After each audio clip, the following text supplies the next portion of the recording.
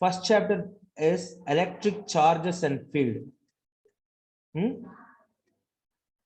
So mainly in physics, our first two chapters deals with the concept called electrostatics. So in electrostatics, we are going to study about the static charges present in the body. So I already explained about you one experiment. When you rub the amper or glass rod or plastic rod or a a polymer balloon or a comp, when you rub these things with fur or wool or silk cloth, what will happen? These materials occurs some extra charges. Say example, if you rub a glass rod on silk cloth, what will happen? Glass rod occurs the positive charge and silk cloth occurs the negative charge. So how can we come to conclude this has positive or this has negative?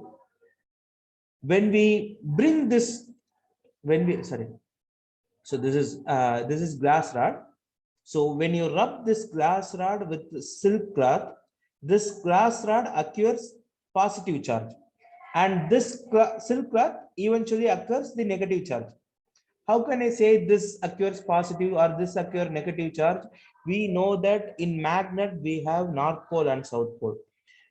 In magnet we have North Pole and South Pole. So magnet only do the phenomena like attraction and repulsion. They can attract the magnetic materials like iron, nickel, cobalt, and a north pole of one magnet can repel the north pole of another magnet. Are you able to understand?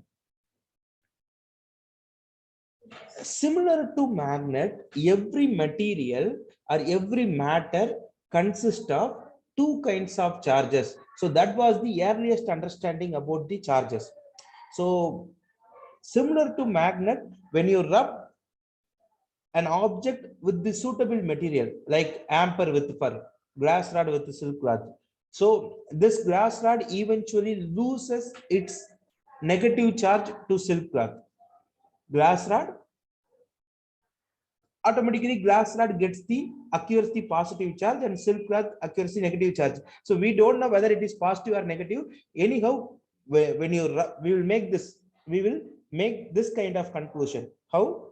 When you rub glass rod with silk cloth, glass rod occurs one kind of charge and silk cloth occurs the another kind of charge. Like that we can assume it. Okay. Now, so how can we know that it occurs in charge? When you bring this glass rod to a small pieces of paper, or when you bring this glass rod to a minute particles, it attracts that. Have you ever experienced that? Have you ever experienced this experiment? With with the comb and paper pieces, we may done with that. The same thing happened with comb and paper pieces also. So you have to rub that comb with your hair or in any of your clothes, then only it gets that property. So this charges basically resides in every matter, but normally every matter consists of positive charge and negative charge, and they are coupled together, so they are normally neutral. They are basically a neutral one. But when you rub that object with the suitable material, either it loses one charge, maybe it loses negative charge, or it may loses the positive charge. So This was the earliest understanding about the charges. So we don't know whether glass rod has positive or negative. We knew that glass rod has one kind of charge, and silk rod get the opposite kind of charge. So that was the earliest understanding. But now we know that these charges are from where? In material, these charges resides in where? Where can you find these charges? So the reason for these charges are whom?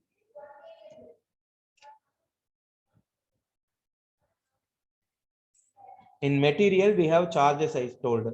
So the reason, the causes of these charges is, the source of these charges is who? So where these charges actually resides, actually exist? That's what I'm asking.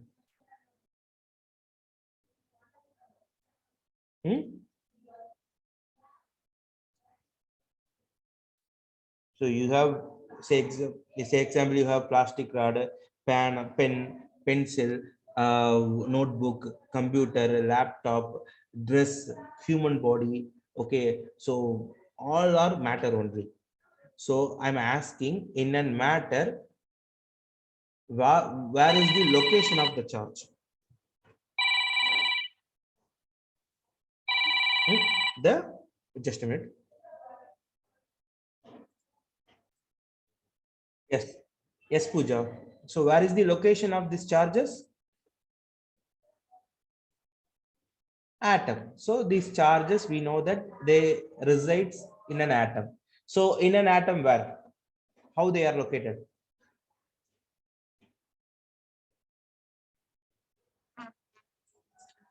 Electrons and protons. So where that electrons are located, and where the protons are located?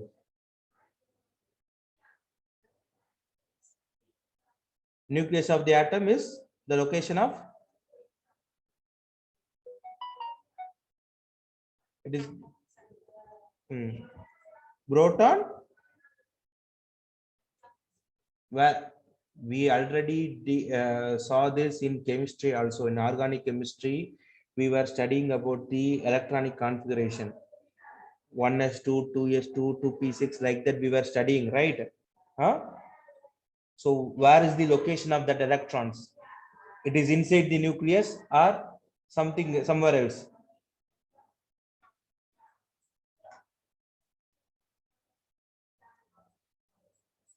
So electrons will be revolving around that nucleus. Maybe it revolves in the different orbits. Yes, it revolves in the different orbit. Is that correct? Okay, so as for physics, we don't need to worry about the different orbits. Okay, we know that electrons are simply residing outside the orbit. Is that clear? So electrons. So this electron is responsible for positive charge or negative charge?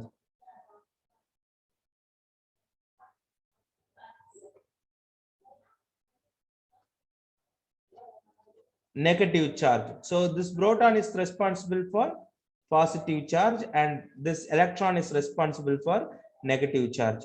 So in a matter, we have crores of atoms. So each atom consists of some amount of protons and electrons. So we have crores and crores of electrons and protons in a matter. Is that correct? So the combination of this electron and proton only generates the charge. Is that correct?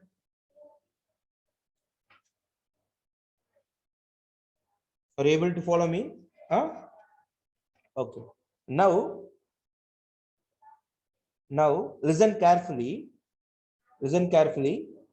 So, in an atom, the number of protons and number of electrons are equal or will different. Whether they are different or equal. Number of protons and number of electrons equal. Yes, fine. So basically every atom is neutral only, so that automatically every material is neutral only in a normal manner. Every matter is in neutral form. But when you do rubbing, when you do when you make the friction of one object with the suitable other one, what will happen?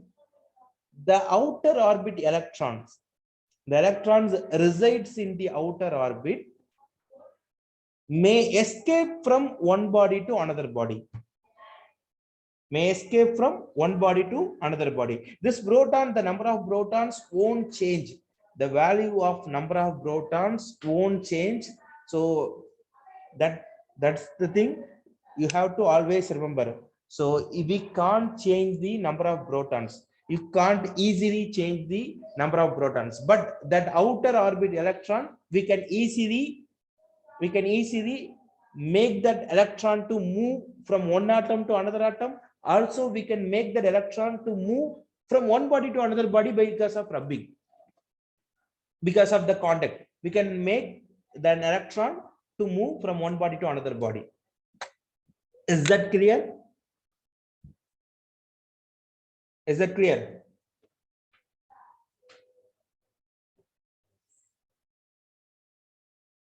See, the value of proton we can't change, we can't easily entering into the, we can't be easily entered into the nucleus, because we know that the size of nucleus is very small, and the size of an atom is 10,000 times larger than the size of nucleus. So we can't easily enter into the nucleus, so we can't get a proton from the nucleus, or we can't add the proton to the nucleus. So the number of protons value can't be easily altered, but that number of electrons that resides outside the orbit, number of electrons resides in the outer orbit, we can make that number of we can make that electron to move from one atom to another atom.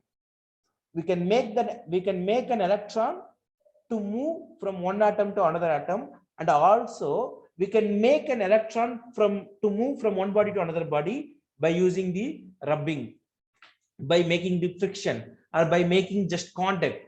We can make that electron to move from one body to another body. Is that clear?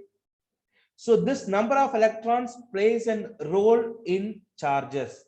This number of electrons only decides the value of charges. Is that clear?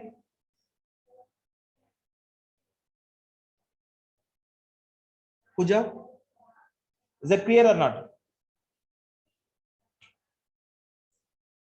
So the charge value decides based upon the number of electrons only. So basically in every matter, number of electrons and number of protons are equal. So the net charge will be 0 only. If number of protons and number of electrons are equal, the net charge will be 0 only. Okay, fine. Net charge equal to 0 only. It's okay, fine. If you do rubbing, or if you make the friction, because of that friction, one body loses an electron. If one body loses some electrons, it become positively charged or negatively charged. If, say example, if you rub this glass rod, so when you rub this glass rod to silk cloth, I'm telling that this glass rod losing an electron. So automatically, if it loses an electron, it get extra positive charge. The number of protons will be greater than the number of electrons in that glass rod, because it loses some electron. So after a friction, after generation of friction, one body may loses an electron and another body may gain the electron, not an electron, may loses some electrons. Some means it will be in the crores. Okay, some electrons, and another body may gain electrons, some electrons. So this body, which body gains an electron, is called a negatively charged body. Is that correct? The body which gains an electron is called as negatively charged. The body which loses an electron is called positively charged, because it loses negative charge, so it automatically gets positive charge. So this is how the charges are created in the body because of friction. So we can make the body to be charged in another way also, but normally, so the experiment we have done in our childhood, these kind of we are creating charges by this principle only. By rubbing, we are making an electron to lose from one body to another body. So because of that, one body will become positively charged and another body will become negatively charged. Is that clear, both of you? So I'm just revising the principle of first chapter. So the Q value will be decided based upon the number of electrons that loses or gained, multiplied by the charge of one electron. So we have the value for charge of one electron. So Q is equal to N into E, and N value will be number of electrons, that's okay, and E value will be charge of one electron. So charge of one electron, so for charge we are using the unit called coulomb. Which unit we are using? Coulomb. Okay, so one electron is very, very, very small. Absolutely, it is absolute small, it is. Okay, so the charge of one electron is least value, has the least value. It is 1.6 into 10 to the power of minus 19 coulomb. 1.6 into 10 to the power of minus 19 coulomb. This coulomb, how we fix this coulomb? This coulomb is decided by the, because if a body acquires a charge, it is able to attract a body or repel a body. Am I correct? If a body gets an extra charge, it has the property of attraction and repulsion. So based upon how much force it can extract to another charged body, based upon the force experienced by the charged body, we can fix the unit called coulomb. So the coulomb is decided by the force given by the charged body, force experienced by the charged bodies. So 1 coulomb is the very large value, because normally in magnet we can easily experience a force, but in charged bodies, like in our experiment, if you rub glass rod to the silk cloth, maybe if you rub for 10 to 30 seconds, if you rub a glass rod to silk cloth for 10 to 30 seconds, in that 30 seconds, maybe 100 crores of an electron can be transferred from glass rod to silk cloth in a 30 seconds itself. But so because of that, glass rod gets positively charged and the silk cloth get negatively charged, but the force given by that glass rod will be very small only. It can somehow attract the small minute particles only. So the force value derived from this charge usually will be small. So 1 coulomb means it should be heavy number of large number of electrons, so that only you can experience that much amount of force. So if you are experiencing some force, means if I'm saying 1 Newton means that is some force, right? So 1 coulomb means it should be large value. 1 coulomb means it should be large value. So you can understand what is 1 coulomb here. 1 coulomb is, it is 6 into 10 to the power of 18 electrons approximately. See, 6 into 10 to the power of 18 electrons if transferred from one body to another body, then only we can say this body has minus 1 coulomb negatively charged, this body has plus 1 coulomb positively charged, like that we can tell. I repeat again, if your body loses 6 into 10 to the power of 18 electron, then it is called as, it has the value of plus 1 coulomb charge. If your body gains 6 into 10 to the power of 18 electrons, then it has the value of minus 1 coulomb. So 6 into 10 to the power of 18 electrons are required for make a body to gain 1 coulomb or plus 1 coulomb or minus coulomb. Is that clear? Is that clear? Yes, sir. Okay, okay. So charge, so the source for charge is the electron only. Number of electrons only decides the value of charge. Okay. Now, so before we are entering into the second chapter, we need to revise 4 concepts basically. In first chapter, we need to revise 4 concepts. First one, Coulomb law. What is that? Coulomb law. Second thing is electric field. It's a very important concept. We have to remember throughout the physics. We have to remember what is the meaning of electric field. Electric field. Then the third thing is first one is Coulomb law, electric field.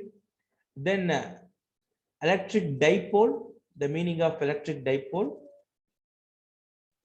Electric flux. Electric flux. As of now, we don't need to have much understanding on electric flux. We have to somehow we have to know the how to define this electric flux, and based upon that electric flux we should know Gauss law. So these 5 concepts are very important thing that we should remember to carry out the second chapter. So first topic, Coulomb law. So Coulomb law explained about the forces between the charged particles. Forces between the charged particles. So if I am saying a body is charged 1, if I am saying there is a body called A and there is a body called B, body A has a charge of Q1 and body B has a charge of Q2. Maybe whether it will be positive or negative. Okay, depends upon that. Q1 attracts Q2 or Q1 repel Q2. Q1, between Q1 and Q2, there may be force like this. There may be a force of attraction or there may be a force of repulsion. The force value is equal to 1 by 4 pi epsilon 0 Q1 Q2 by R square. That means force is proportional to product of charge and it is inversely proportional to square of distance between them. And if you make force is equal to Q1 Q2 by R square, you have to enter a concept called constant called 1 by 4 pi epsilon 0, and that epsilon 0 value is permittivity of air. Permittivity of air or the medium in which you place the 2 charges. So the value of epsilon 0 is 8.854 into 10 to the power of minus 12. And the unit for force is Newton. The unit for these 2 charges, Coulomb into Coulomb square, and this will be meter square. So the epsilon 0 value, the unit is, you have to bring this epsilon 0 here and you have to bring this Newton to this side. So C square n power minus 1 m power minus 2. So this is the value of epsilon 0, and the value of 1 by 4 pi epsilon 0 is equal to 9 into 10 to the power of 9. 9 into 10 to the power of 9. So if you just substitute the value of epsilon 0, you can get the constant value. See, Coulomb law tells us if you have 2 charged body that are separated at a distance of r, so one may be positively charged and another one may be negatively charged. So this positive charge attract that negative charge, or if both the bodies are positive charge, that positive charge repels that positive charge, or both the body are negatively charged, that negative charge repels that negative charge. So the force value is depending upon the amount of charges that both the bodies have. The second thing, how much distance they are placed. So 2 things are important. Is that clear? Pooja?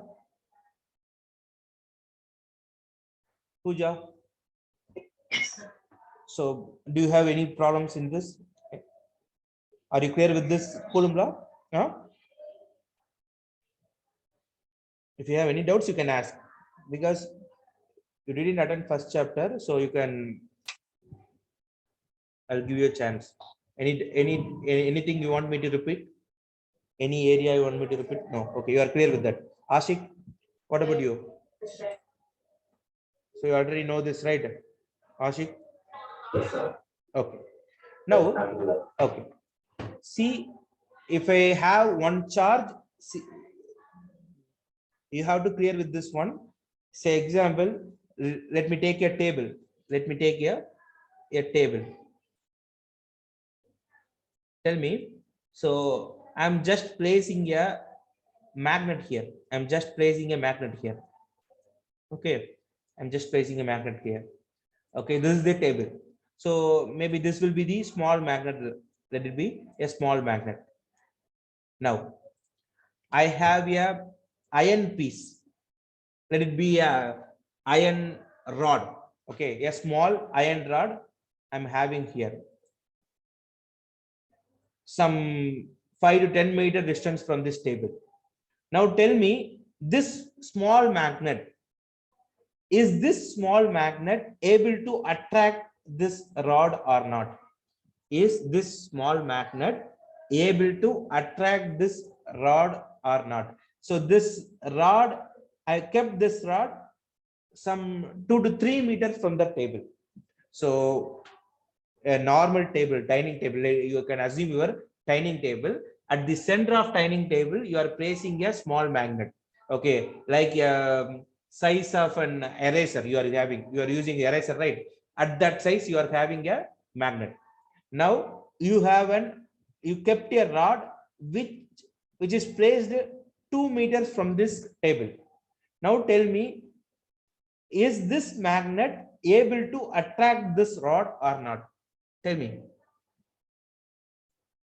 is this magnet able to attract this rod or not? Can you understand my question? See, I have a dining table. In that dining table, at the center of the dining table, I'm placing a magnet. So the size of the magnet, maybe you can assume with the size of an eraser. Normally, you are using eraser, right? So size of the magnet is the similar to size of eraser only. So that small magnet only you are placing at the center of the dining table. Now you have an iron rod which is located approximately 2 to 3 meters from the table. Now tell me, is that magnet able to attract the rod or not? It won't attract. Pooja, is that attract or not? It won't. Magnet is very small. Okay. Now, if you just bring that rod here, somehow 50 centimeters from the table, somehow close to the table, is this magnet able to attract?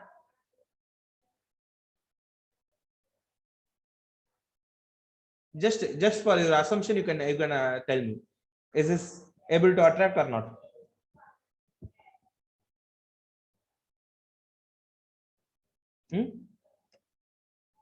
You can tell me anything because it's your assumption only. We don't know the power or anything, so it's your assumption. You just assume that and you can tell me. You are in your childhood, you may play with magnets, so with that knowledge you can tell that. Is that able to attract? Okay, it won't. Okay, because this is at the somehow a large distance. Now if I place here at a table, at a corner of a dining table, is this able to attract?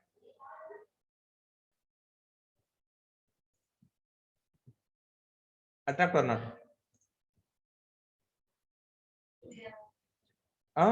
Maybe yes or maybe no. Okay, so for your better understanding, I just increase the size of the magnet so that it can attract,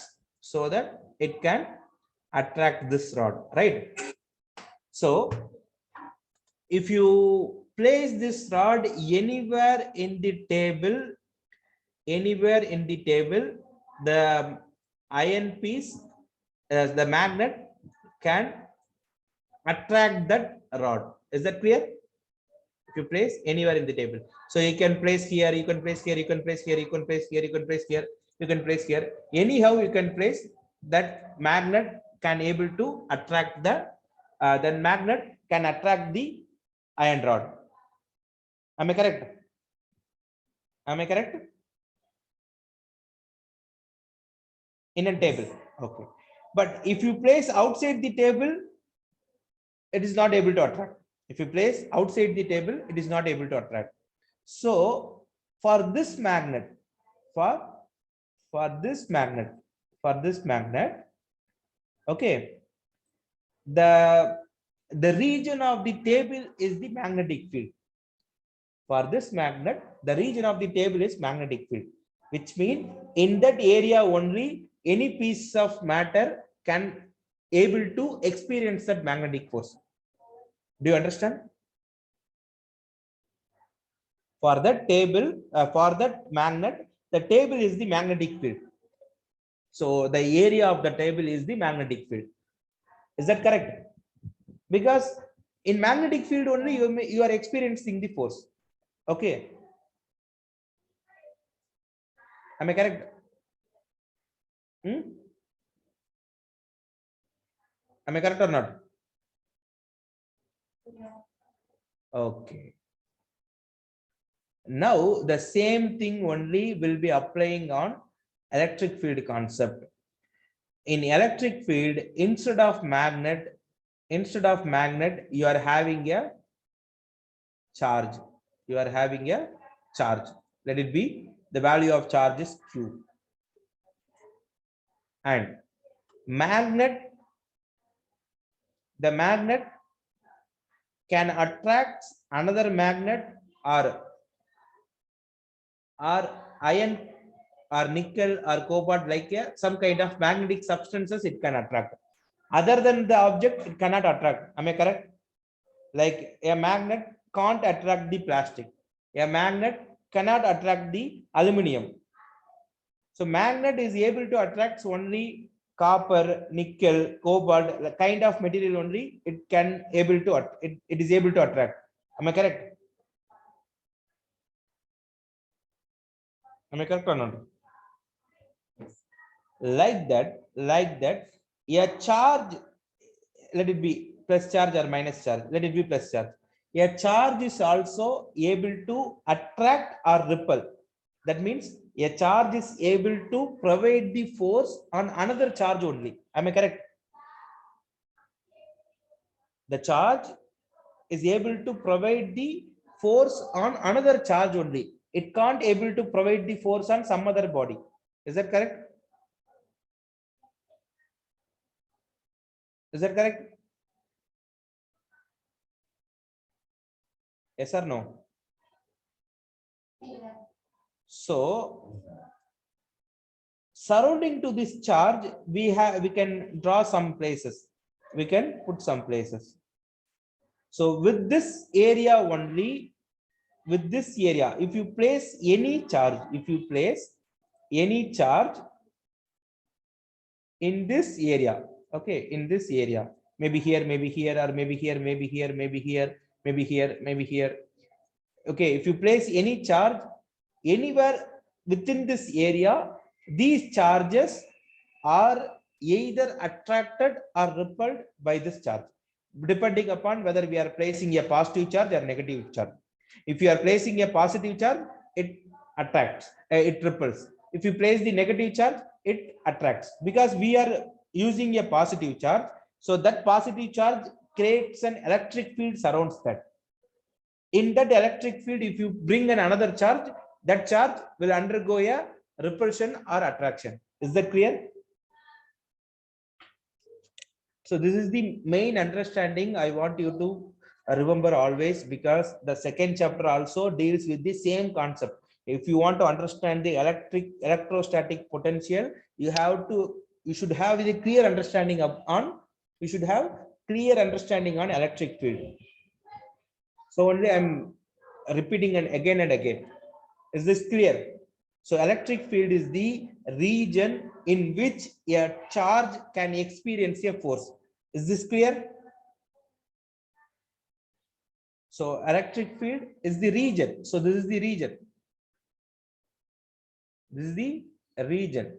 So the entire region. The entire region. In this region only, if you place another charge, that charge can experience the force. Is that correct? Is that clear or not? Is that clear or not?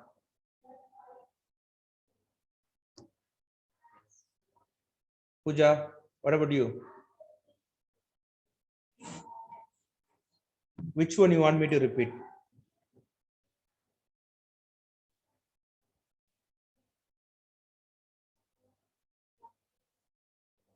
Well, I'm explaining all these things only. I want to know that which one you can't able to understand so that I can make that point clear. Because I'm telling her 100 to the 10 to 100 words I'm explaining here. I'm telling.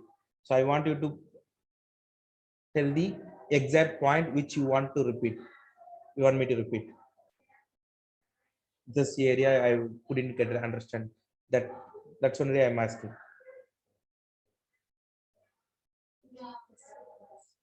Hmm? If you are able to, if you are not able to clearly understand, then let me know, but which one you want me to understand, that I want to know. Because if you don't understand this, you can't understand that electrostatic potential difference. I can't make you to understand electrostatic potential difference. So I have to ensure that you are 100% clear with this concept or not. That's what I'm asking.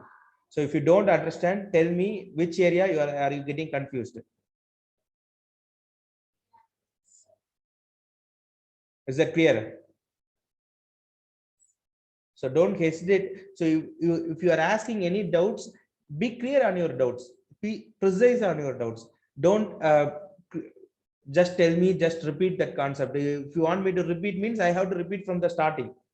Okay, I can't easily repeat that. If you want me to repeat any topic, you just precise the point. In this area, you want me to repeat like that, you have to tell. Okay. Hmm?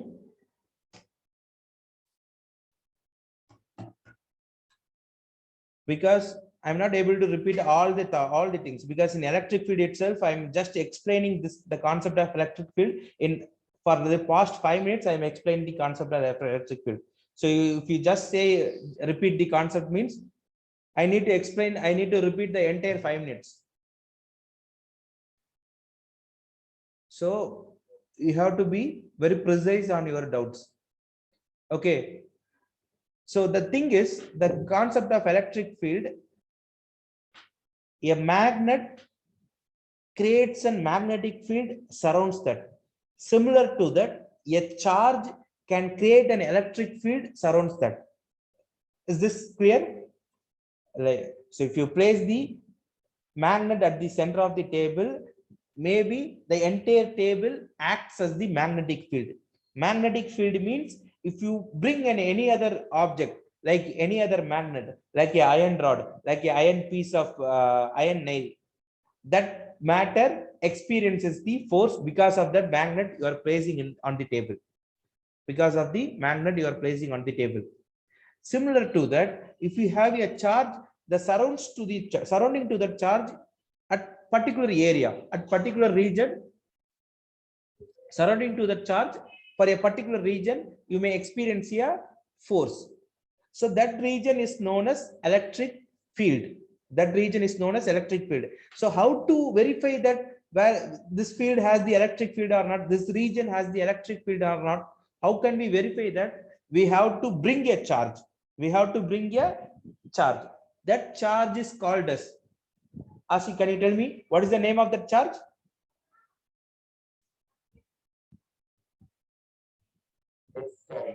Test charge. Very good.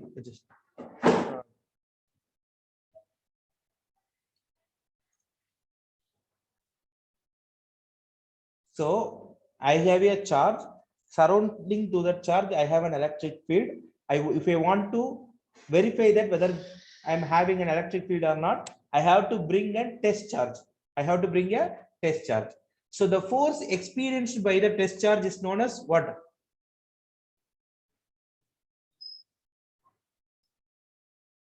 Force experienced by the test charge. Ashik?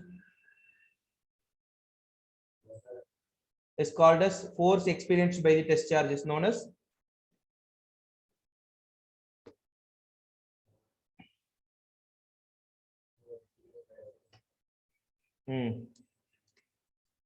the term. So force experienced by the test charge in an electric field. In an electric field is called as electric field. Electric field is the region. If you experience the force, if you just calculate the force on the electric field, that is called electric field intensity. Electric field intensity. So E value. So before we move on to second chapter, you should have clear understanding about the value of E. So we know that. So this is the charge. Surrounding to this charge, we have an electric field. And so, for example, Pooja, can you tell me?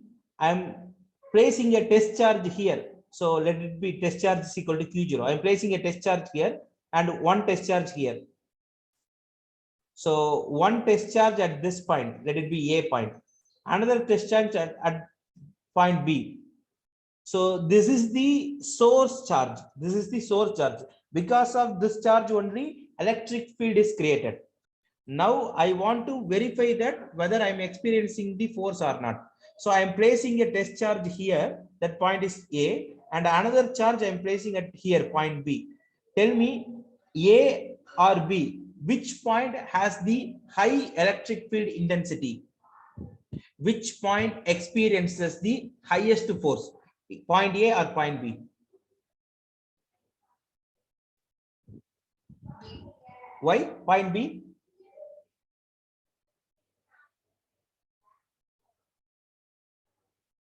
Yes, why point B? Because simple reason only, you can tell.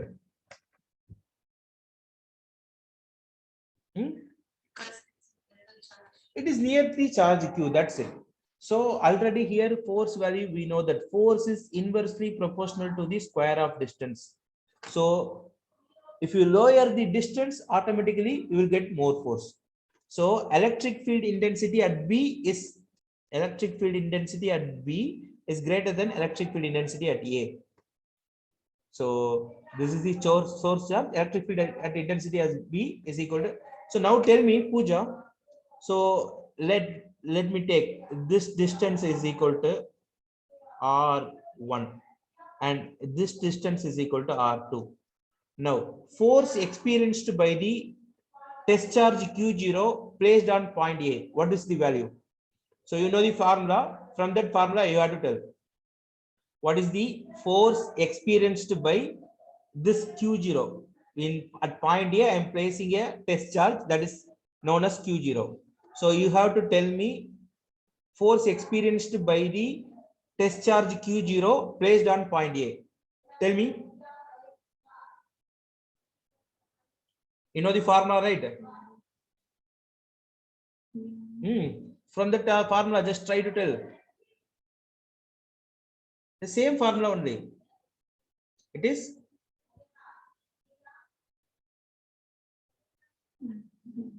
Hey, are you able to view the screen or not?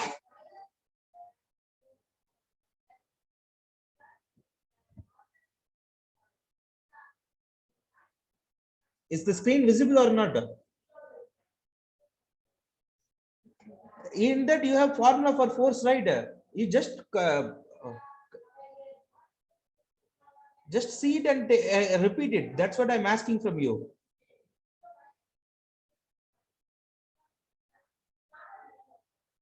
Where can you find the formula for force? I'm writing here, right? I'm just asking you to repeat that formula.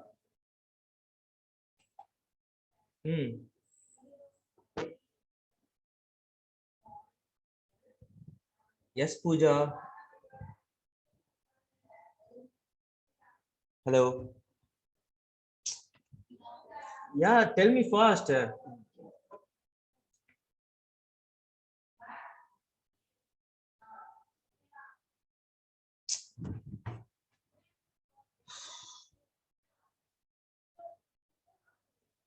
Pooja, are you there or not? Hmm?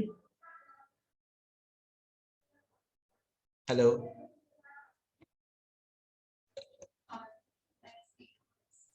F equal to 1 by 4. Hmm. Huh?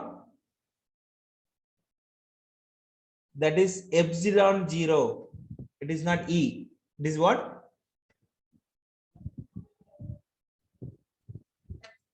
This is what, for this only I am asking. 1 by 4 pi epsilon 0. And here.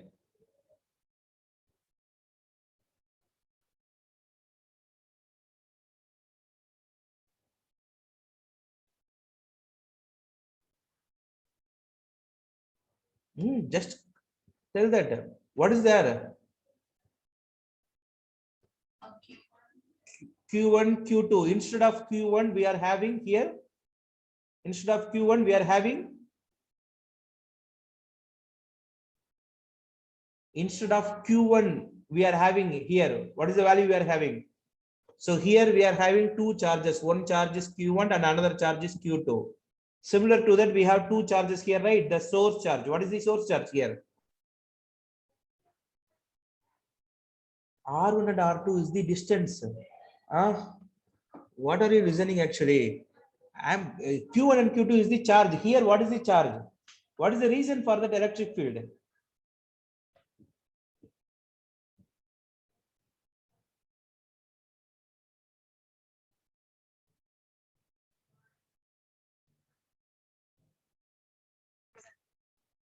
W. Where the W? What is the meaning of W? That you have to tell clearly. First itself, you have to tell me, right? If you don't clearly visible the screen means, then I can rewrite the drawing. You want me to shout again and again, and you completely wasting my energy. If things are not clear because I'm explaining through online, so there are a lot of difficulties associated with that you have to clearly tell that.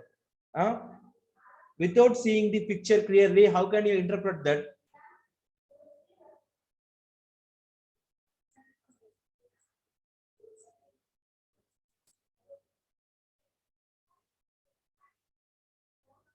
See, in that formula we have F is equal to, formula is the force between two charges. Similarly, in our picture here, this picture, I want to explain that I want to explain the force experienced by this charge Q0. Why this charge Q0 experiences the force? Because of this Q. So instead of Q1 and Q2, what we have to put here? That's what I'm asking. What we have to substitute here? Forget about this B. Tell me now.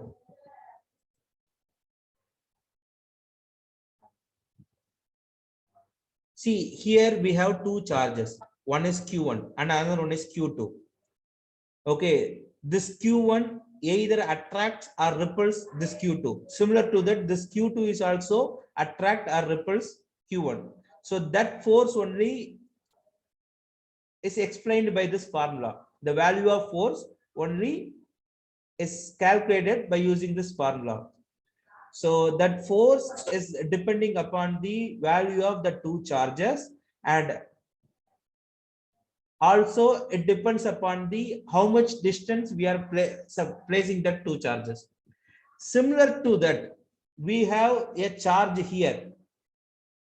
So because of that, it creates an electric field. Electric field means surrounding to that, it creates an area. In that area, if any of the charges come into that area, that charges experience a force. So that force is called as F. So for formula for F 1 by 4 by epsilon 0. So if you are telling that there is a force, means there will be two charges. So one charge here is Q1, another charge here is Q2. Similar to that, what is the first charge here?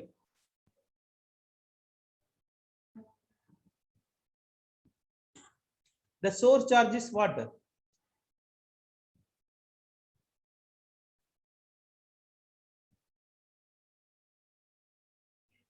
Q. Simple. The another charge.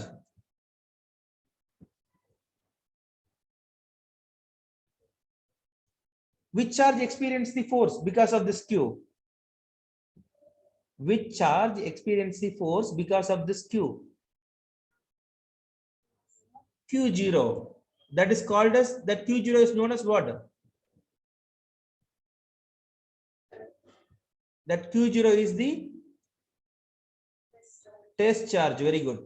Test charge. Okay. Now, what is the distance between them? What is the distance between them? R1 square.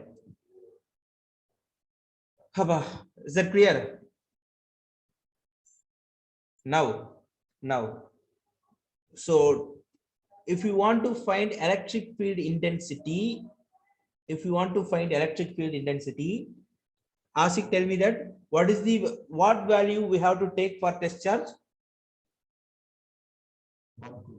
1 coulomb. Yes.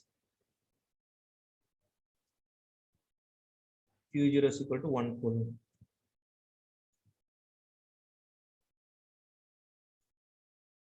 So that usual value, the standard value for this test charge should be plus 1 coulomb only. So that only. So test charge means we have to make the standard value to test that. So if I say there is an electric field, I don't need to care about the source charge. So I want to find the electric field intensity. So what I have to do, I just take plus 1 coulomb and I kept on the electric field. Now I have to measure how much force it experiences. See, so there is an electric field. So because of some charge, there is an electric field. So forget about the source charge. So there is an electric field. So because of that electric field, I want to find electric field intensity at a particular point. So if I want to calculate the electric field intensity, what I have to do, I just take a test charge. What is the test charge? Plus 1 coulomb. Plus 1 coulomb is the common test charge. Okay. So instead of Q0, tell me Pooja, instead of Q0, if you substitute plus 1 coulomb, then what is the value of E? The same formula. So it is F by Q0. F by Q0 means for 1 coulomb, how much forces is experienced? For 1 coulomb, how much force is experienced? Now tell me, if you just substitute 1 coulomb here, what is the value of E now? In force, you have to substitute Q0, or in the force formula, you have to divide the force formula by Q0. What is the answer? Pooja. Just remove Q0 from here. Now tell me.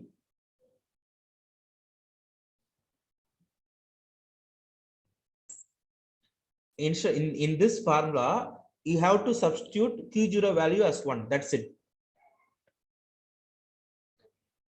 Then tell me, what is the final answer?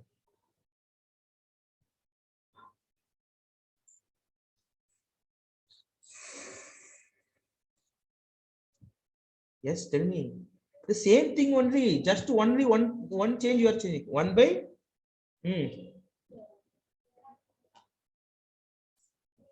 what is the first thing you are having? 1 by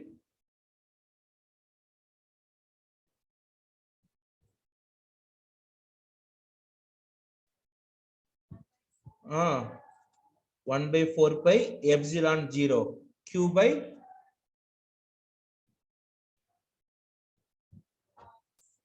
r1 square, or simply if we are saying r square. So Q0 value is 1. So this is the formula for electric field intensity. Now you can tell, if you have charge Q, if you want to find the find the electric field intensity at this point.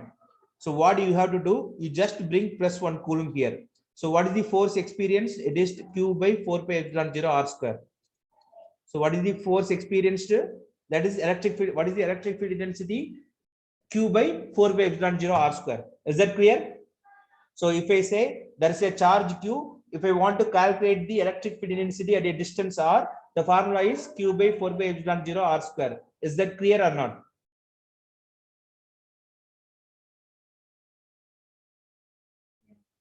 100% clear for both of you.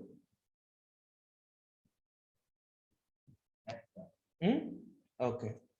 Pooja, so I'm going to start the second chapter now. With this electric field concept, I'm going to start second chapter. Is this clear or not? Any doubts? You can ask me. Or if you want me to repeat any particular point, you can tell which point you want me to repeat. You can tell Pooja. I think Ashik was very clear about that because in the entire chapter, I explained about electric field. Maybe he won't forget that. You only did tell me. Is that clear? Shall we move on to electrostatic potential? Because in electrostatic potential only, also I'm asking the same question. I'm going to ask the same question only. So I'm having a charge. Surrounding to that charge, I have an electric field. So I want to, in an electric field, I want to calculate the how much force I'm going to experience at particular point. In an electric field, at a particular point, I'm going to experience, at a particular point, how much force I have to experience. So for that, I need to bring in 1 coulomb charge. I need to keep 1 coulomb charge at that particular point. So the force experienced by the 1 coulomb charge is called as electric field intensity. I repeat once again. So I have a charge Q. Surrounding to that charge, I have an electric field. So in that electric field, if you bring a test charge, that test charge experiences the force.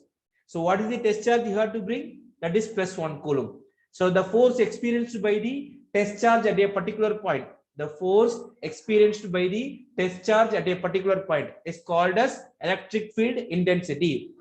So I repeat once again, electric field intensity is the force experienced by the test charge at a particular point in an electric field. Is that clear? Just make a note of this, just these 2 points. Both of you put a lesson title and make a note of these 2 points. Once you note it down, let me know.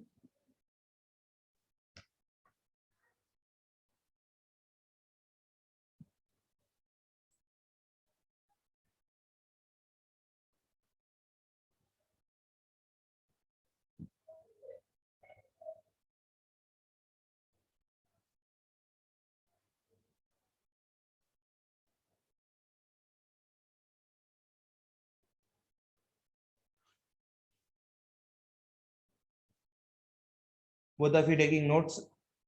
Huh? Are you taking? Okay. Once you note it down, tell me.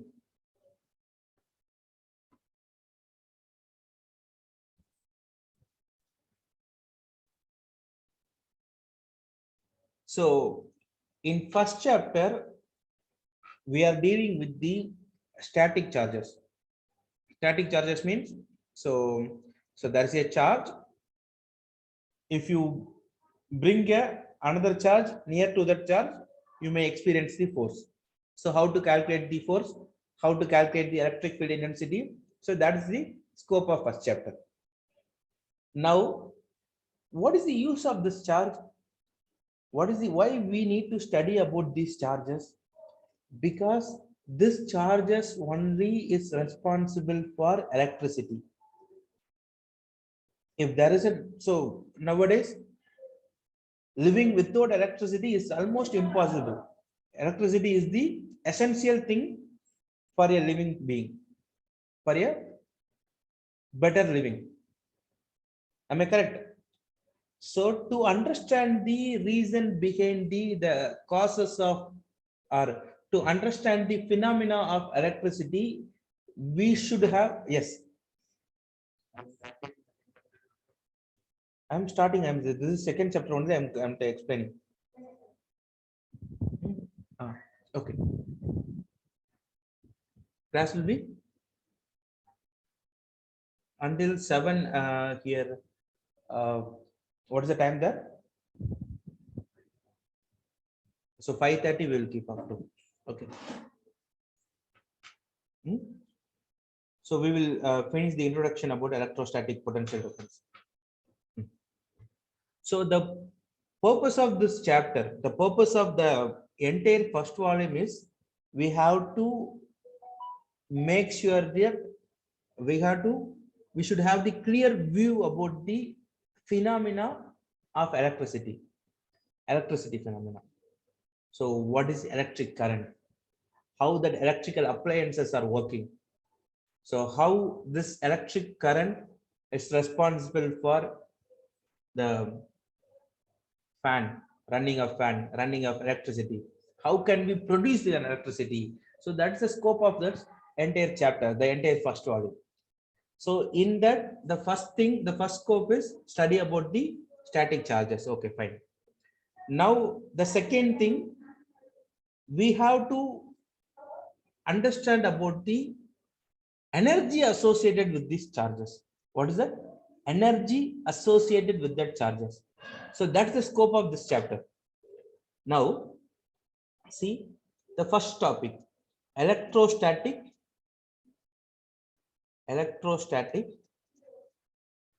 potential difference. Electrostatic potential, let it be. We will discuss about potential difference later. Just a minute.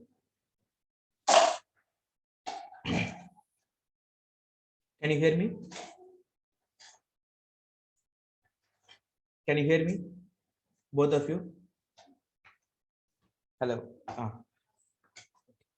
So now this electrostatic potential. Now, both of you assume one situation. You are climbing on a mountain. Assume that you are climbing on a mountain. So that has the good steep. So it has the good steep like this. Like this. Okay. So you are just climbing on that, and there is very less friction between your food and the ground. Okay, now you are here. You almost completed 75% of the entire mountain. Now you are here. The thing is, let me assume like this. Okay. Just assume like this. Okay. The mountain is like this. So this is the ground. So this is the entire mountain.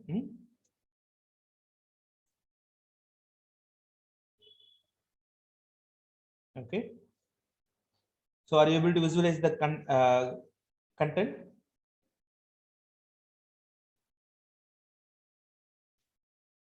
Oh, okay. Now tell me that. Now tell me. So you are somewhere here. Okay, you are somewhere here. Okay. Now I already told that there is less friction between your food and the ground. Very low friction between your food and the ground. Say example, if you don't have much energy to climb, or if you don't enough to be stand at this point, what will happen? If you are not getting a particular grip, what will happen? If you are not able to stand here, what will happen? So you are climbing up to the mountain. So you reach this point. Now tell me, if you don't have enough friction, or if you don't have enough energy to climb more, what will happen to you? That's what I'm asking. You fell down simply. Why you fell down?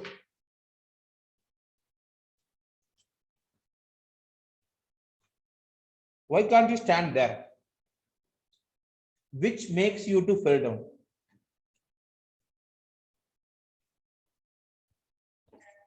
Very good. Gravitation, right? Now you can understand. So example, you are here. You are here. Admin ground surface, earth surface. Now if you want to move upwards, that means you have to apply a force against the gravitational force. Is that correct? You have to apply the force against the gravitational force. Am I correct or not?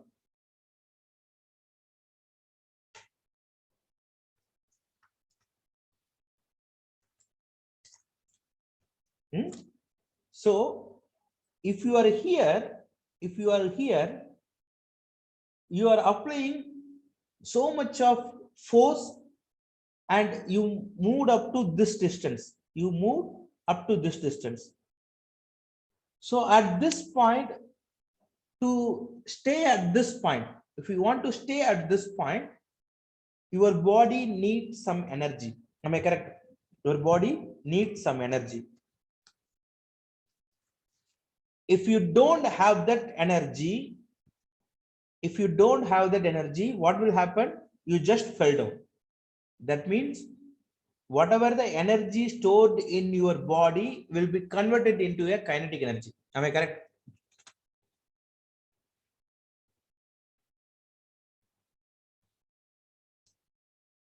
Am I correct?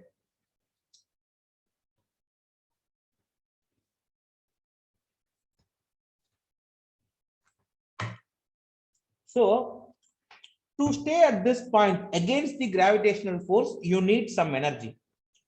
That energy is known as the potential energy. What is that? What is that? Potential energy. So maybe you may have studied in your 11th standard gravitational potential energy. Say example. So this is the one example. Now let us take another example. Now, so both of you living in apartment or a separate house? Apartment. Okay. Totally, how much floors it has? 5 floors. Okay. 3. Okay, let it be 5 floors. Okay. Now, Pooja, you are taking 20 kg stone. 20 kg stone. You need to take 20 kg stone to top of that floor. Okay. You can use your lift, but assume that your lift is not working. You have to use the steps. So you need to bring 20 kg from ground to the top of the 5th floor. That is terrace. Okay. So you need to use your steps only. So to lift the 20 kg, your body needs some energy. Am I correct? To lift the 20 kg, your body needs some energy. Am I correct or not? And by holding the 20 kg, and if you want to walk, that also you need energy. But you are not walk here. You are not walking here. You climb up by the steps. So you need extra energy because you have to do your work against the gravitational attraction. So anyhow, you bring this 20 kg here. Okay, you bring this 20 kg here, or else you just use the lift and you can bring this 20 kg here. Okay, now if you just drop this 20 kg from top of the floor to ground, how much impact it can create on the surface of the ground? Or if you just drop the 20 kg stone to someone's head, let it be Asik head, what will happen to him? It breaks his head. So say example, the same 20 kg, if you just put it on the ground, if you just drop the 20 kg from the ground itself, what will happen to him? So, say example, you are here, and he is here. Okay, you just take the 20 kg stone and just drop his head from ground. What will happen to him? This is his head entirely collapsed, or he will be getting injured. If you drop the stone from the ground, what will happen? If you drop the same stone from the top of the floor, what will happen? Let it be, instead of 20 kg, you may assume with 5 kg. That will be good understanding. Huh? 5 kg stone. If you just drop 5 kg stone from the ground, what will happen to him? And if you just drop 5 kg from the 5th floor, what will happen? Tell me.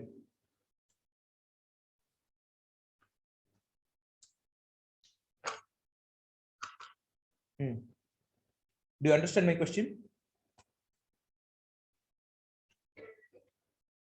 Two scenarios. In first scenario, you have 5 kg stone in your hand. Both of you stayed at the ground floor. Okay, you just drop that 5 kg stone from your hand to his head. Both of you at the same floor. Second scenario is you drop the same stone in 5th floor, from 5th floor. He is at the ground floor. What will happen to him?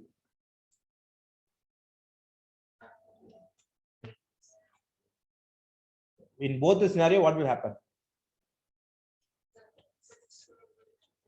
5th floor will have the more impact. Why?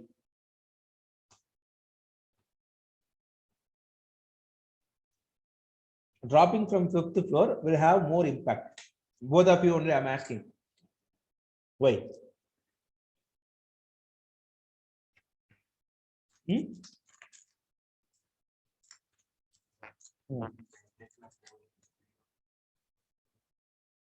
Due to gravitational force, the speed of force is increased. Yes, you are correct. But the thing which you have to understand, in both the cases, 20 kg only will drop it. But if you drop it from 5th floor, the speed of the 20 kg is more, which means it has high kinetic energy. Am I correct? It has high kinetic energy. Am I correct or not? Because it travels with high speed, more velocity it travels. So it has high kinetic energy. Am I correct or not? So that kinetic energy came from where? That kinetic energy came from where? At starting, you are bringing the 20 kg from ground floor to 5th floor. So to bring the 20 kg, you are doing some work. That one work is stored inside the body, that is called the potential energy of the stone. So to bring that 20 kg from ground floor to 5th floor, you need to do some work, or you need to spend energy from your body. That energy only is stored as the potential energy of that body. And when can you experience that potential energy? You need to drop that stone from 5th floor to ground floor. Then the entire potential energy, you can see the entire potential energy is converted into the kinetic energy. If you drop it from 3rd floor, it has less kinetic energy. If you drop it from 2nd floor, again, very less kinetic energy.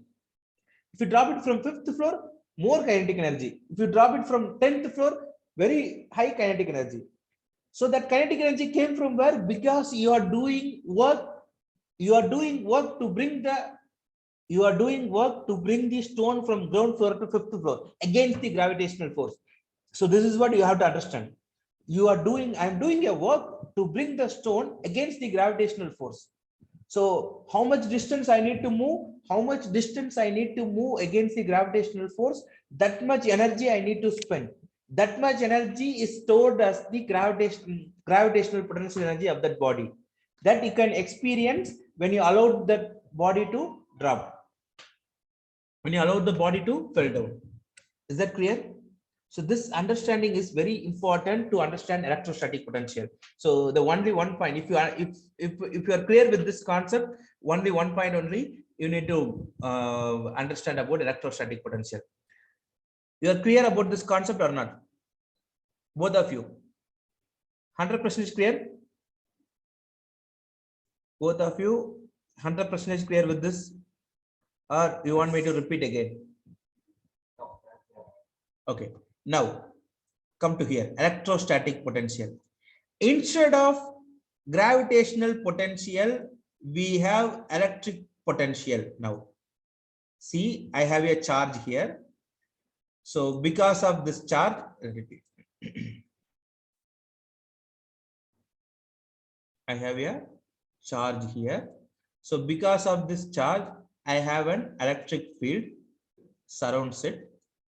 Now if I have a test charge here, Q0, if I have a test charge Q0, it can't experience any force. If you bring it here, no change, no change, no change, no change. But if you bring it here, let it be plus Q. This is plus Q. If you bring it here, what will happen to this Q0? It experiences the Q0 means it is plus 1 coulomb. Am I correct? Plus 1 coulomb. Now tell me, if you bring this Q0 at this point, it experiences the attractive force or repulsive force? Attractive force or repulsive force? If you bring Q0 to this point, it experiences the attractive force or repulsive force. This is what I'm asking. Tell me fast. This is positive charge. Okay, because of that charge, electric field is created. So you bring this Q0 to this electric field. What will happen to this Q0? Whether it experiences the repulsive force or attractive force? This is what I'm asking. Repulsive force, because both are positive. Now, if this Q0 wants to stay here, if this Q0 wants to stay here, it has to overcome the repulsive force. Am I correct? It has to overcome the repulsive force. Am I correct or not?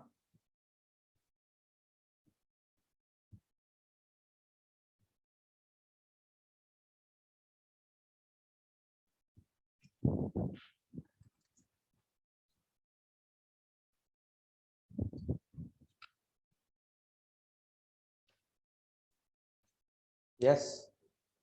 I'm waiting for your answer. Pooja, are you there? Are you slept? Here means you have to respond. I'm keep on asking a question means you have to respond fast. Then only we can complete.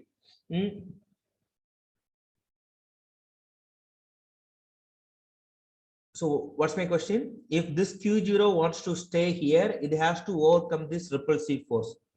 Now tell me, if this Q0, if you bring this Q0 from here to here, from here to here, will you need to do any work or you don't need to do any work? If you want to bring this Q0 from point 1 to point 2, you need to do some work or you don't need to do some work? You need to do work or you don't need? That's what I'm asking.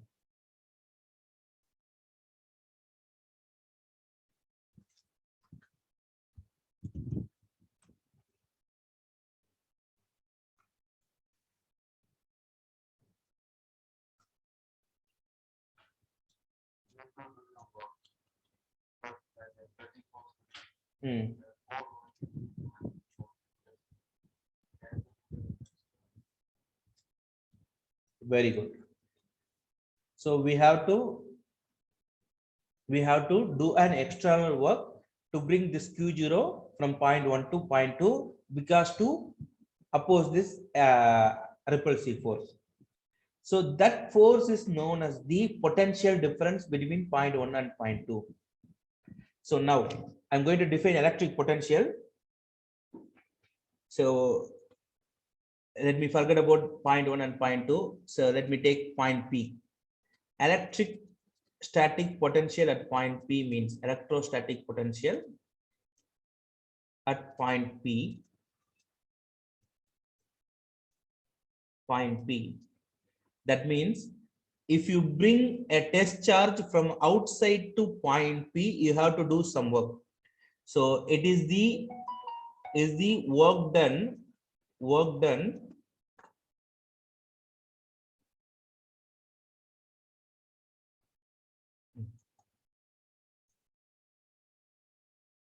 it is the work done to bring a unit positive charge, unit positive charge, because the test charge is unit positive charge.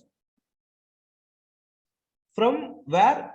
From outside. Outside means from infinite distance, because outside means the distance is not defined one, so it is infinite distance. From infinite distance, so from outside anywhere else, I'm bringing a test charge, and from infinite to point P. So I have to bring +1 coulomb from outside to point P. So if it come into the electric field, it starts to experience the repulsive force. To overcome this repulsive force, I need to do some work. So that work only is stored as the potential energy of point P. So to bring a unit positive charge from infinite to point P against electric field, this is the important point, against electric field. So that is called as electrostatic potential. So electrostatic potential is work done means energy for a unit positive charge, work done per charge, or else. So this is how you can simply define V. V is this potential is denoted as the letter called V, because the unit of potential is volt. So volt is work done by charge. Work done for unit positive charge. For 1 coulomb positive charge, how much work we need to do? For 1 coulomb positive charge, how much work we need to do? That's what electric potential at that point. Say example now, potential difference between point 1 to 2. Now potential difference between point 1 to 2 is equal to work done to move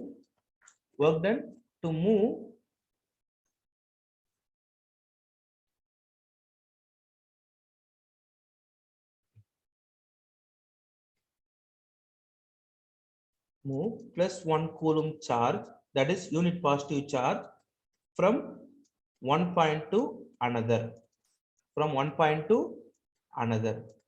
So if they want to ask the difference between 1 and 2, because bringing the test charge at point 1 is easy, but point 2 we need to do extra work.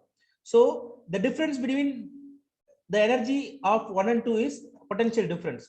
Point 1 to point 2 against electric field is called potential difference. So potential means bringing a test charge from infinity to that particular point.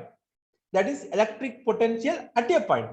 Electric potential at a point means at that point you have to bring a test charge from infinity to infinity. Potential difference means that is the difference of potential between 1 and 2, point 1 and point 2. So work done to move +1 coulomb from one point to another point against the electric field. Okay. Note this. So tomorrow I will be asking the same question. From that question only, I will continue the class. Both of you should have the clear understanding. You should have the clear viewpoint about this topic, electrostatic potential and potential difference. So in the next class, we will be deriving the formula for electrostatic potential. So when you come to next class, just go through about the electric field in your textbook. First chapter, you will be having electric field. And in the second chapter, you will have the introduction. Just read it. You have the introduction in second chapter. Just read that introduction. Okay. And next class, I will be asking 2 to 3 questions each of you. If you answer that question, then only I will continue the class. Otherwise, I just cancel the class. Do you get my point? I will be asking 2 to 3 basic questions on next class. If you answer that question, I will continue the class. Otherwise, I asked you to go through the class. Okay. Okay, Pooja. Is that clear? Electrostatic potential, potential difference. So just read in your textbook, just read the first page. That's enough. For that lesson, wait.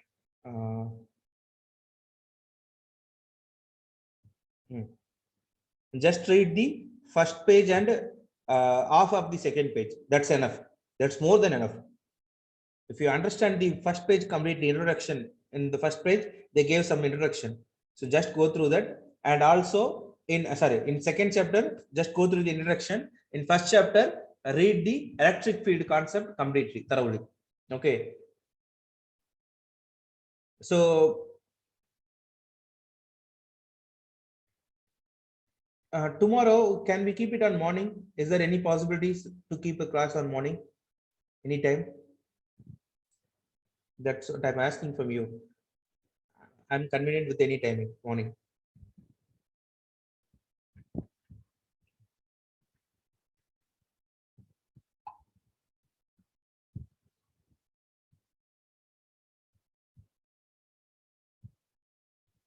Both of you.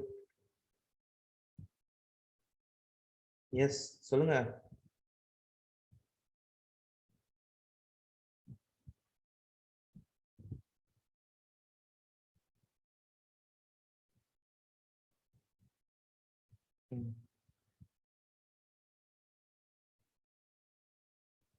Pooja, can we keep tomorrow morning?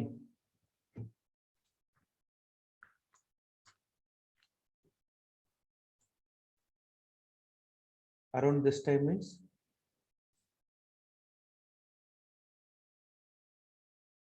What's the time there actually? Oh, tomorrow you are having a holiday only.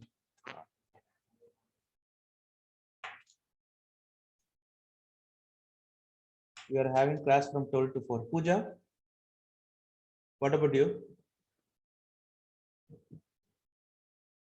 She's there or not?